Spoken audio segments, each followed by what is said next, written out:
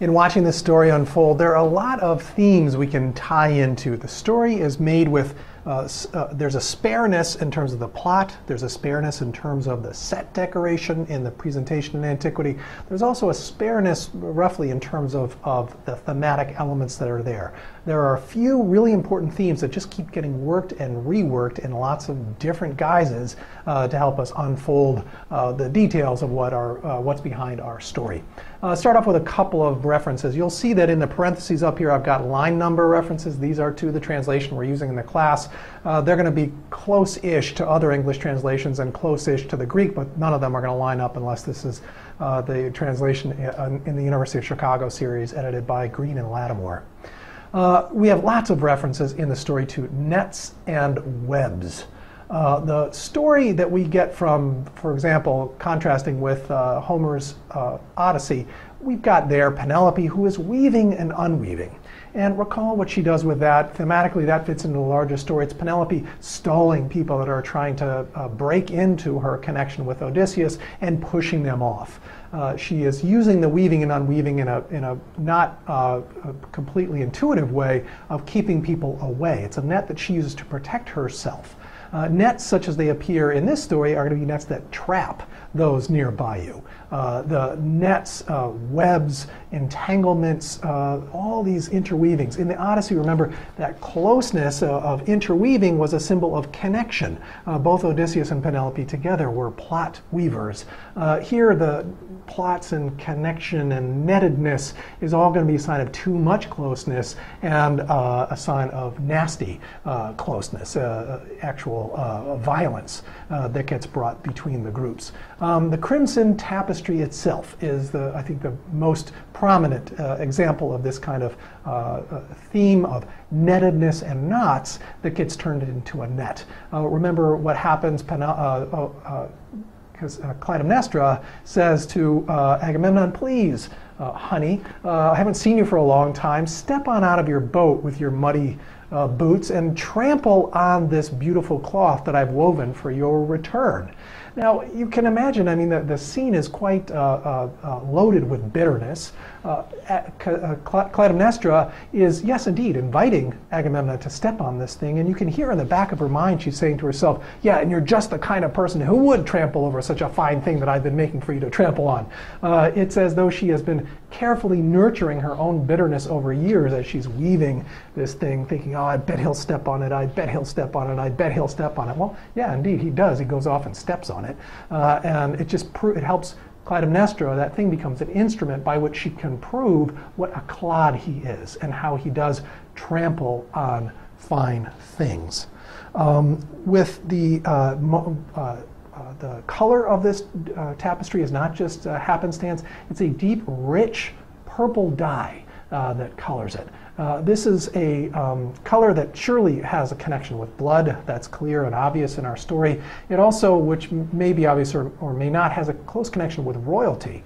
The color purple was very hard to get. It came from seashells off on the far eastern side of the Mediterranean. A huge number of seashells was required to make small bits of this dye. So purpleness was associated with royalty from quite far back. And to have an exotic, beautiful tapestry here, dyed purple, makes it even more valuable, and also, interestingly, more a sign of Agamemnon's grandeur. So he's being invited basically to kind of, trample and muck up his own grandeur. So the closeness that gets shown up in these connections with nettedness and the crimson path, all of these show the dark side of intimacy. Closeness can become inward turning and nasty, not supportive and mutually beneficial. We have references to nets are all over the place as represented by these line numbers.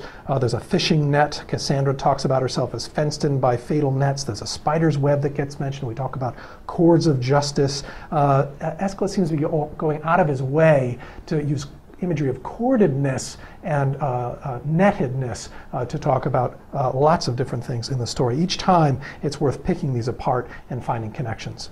Secrecy in this story. We talked about how secrecy in the Odyssey had a way of creating intimacy. There were secrets that were kept between people, away from other people, and help them maintain a connection. Here the secrecy is working to produce connections that are not being authorized by the normal course of events. The secrets that Clytemnestra and Aegisthus hold.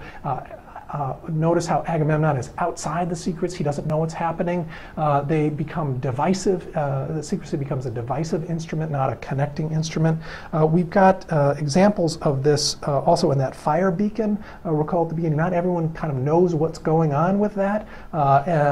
When Agamemnon shows up, he doesn't necessarily know that a signal has been put out to try to catch him out, to try to announce his arrival ahead of time so that his wife can now betray him. The meaning of that signal is not going to be at all clear to anyone else except Clytemnestra.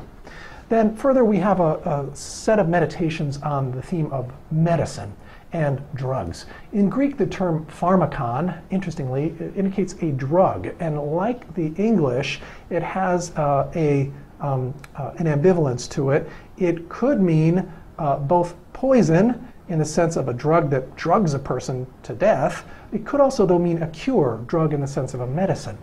So the term pharmakon shows up in this double valenced way several points in the epic. Several points in the story. You'll see it in the lines referred to here, and then also in a couple of points where Clytemnestra mentions that there's really things are just not quite working out right in this story.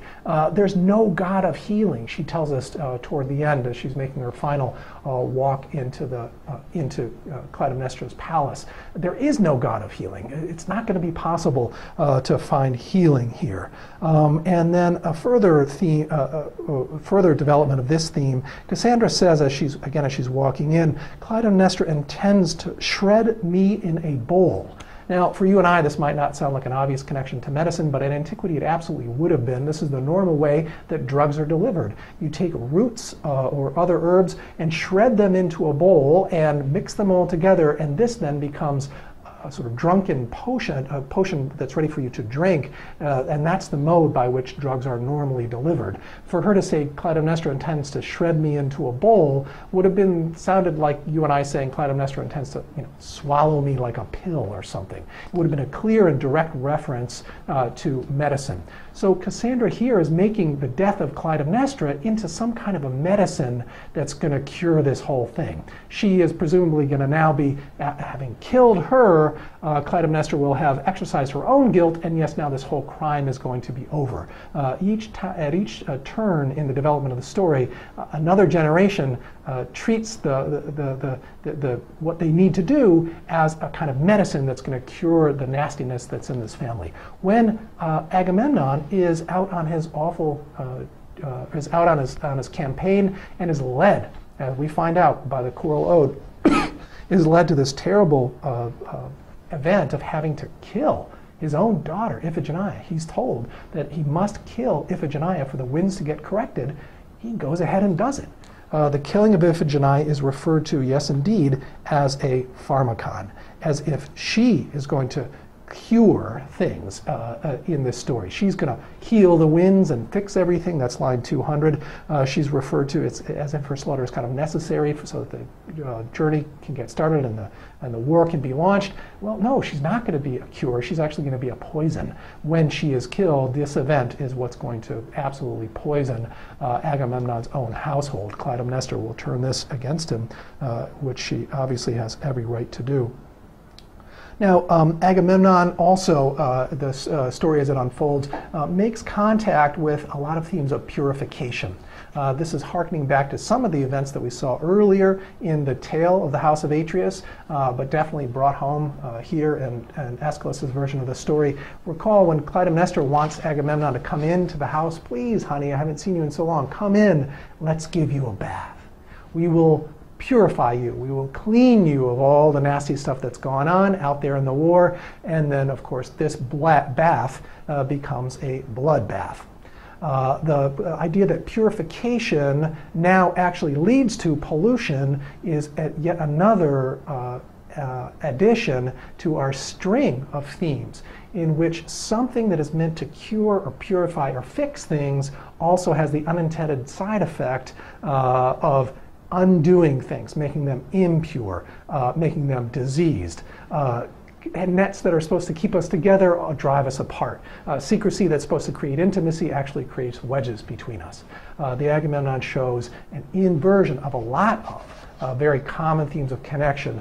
We get to see the utter and complete nastiness, the dark side of intimacy. In this way, it's kind of a mirror of what we saw with Odysseus and Penelope, where we saw the good sides of intimacy. Here we get to see all the dark sides of it. So focusing on these pieces and the themes as they get drawn out gives us a chance to see some of how Agamemnon pulls through this tale for his audience.